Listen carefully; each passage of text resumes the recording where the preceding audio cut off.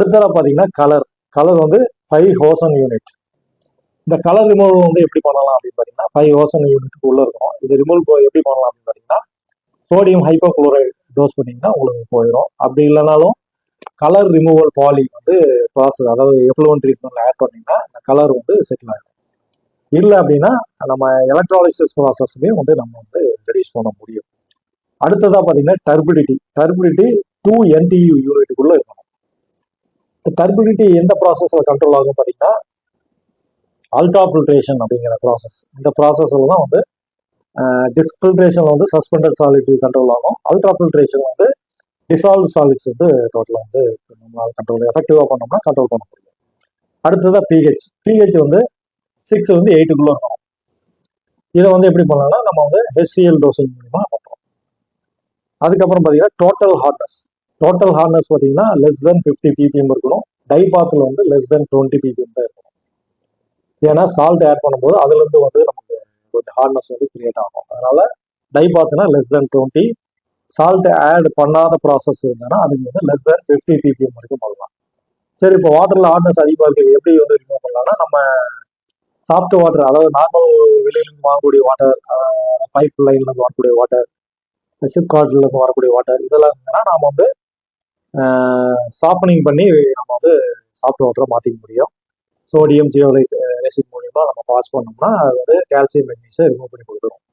ஆனால் எஃப்ளூவன்ட் ட்ரீட்மெண்ட் எப்படி பண்ணலாம் அப்படின்னு பார்த்தீங்கன்னா காஸ்டிக் லைம் ஆட் பண்ணி கிளாரிஃபையர்ல வச்சு செட்டில் பண்ணி தான் நம்ம வந்து ஹார்ட்னஸோட குறைக்க முடியும்.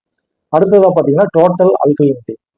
டோட்டல் அல்கலினிட்டி பார்த்தீங்கன்னா லெஸ் தென் 150 ppm இருக்கணும். இப்போ அல்கலைனை கண்ட்ரோல் பண்ணணும்னா கண்டிப்பாக ஆசிட் டோஸ் பண்ணால் தான் நம்ம கண்ட்ரோல் பண்ண முடியும். ஸோ ஆசிட் டோஸ் பண்ணி நம்ம இதை கண்ட்ரோல் பண்ணிக்கலாம். பைகார்பனேட் பார்த்தீங்கன்னா இதுவும் லெஸ் தென் 150 ppm இருக்கும். பைகார்பனேட் வந்து நம்ம எஃப்ளூவன்ட் ட்ரீட்மெண்ட்ல எந்த ப்ராசஸ்ல கண்ட்ரோல் பண்ண முடியும் பார்த்தீங்கன்னா டீகேசிஃபையர். அது வந்து கேஸ் வந்து பட்டு இந்த பைகார்பனேட் ரியாக்ட் பண்ணி CO2 கேஸை வெளியே போய் நமக்கு இந்த பைகார்பனேட் லெவல் வந்து குறையும். அடுத்ததாக பார்த்தீங்கன்னா Fe ion and magnesium manganese. Iron and manganese வந்து லெஸ் தென் 1 ppm இருக்கும். இதெல்லாம் பார்த்தீங்கன்னா கிளாரிஃபையர் செட்டிலிங் தான் வந்து கண்ட்ரோல் ஆகும். ஹெவி மெட்டல்ஸும் வந்து அப்படின்னா வந்து நம்ம கண்ட்ரோல் பண்ண முடியும்.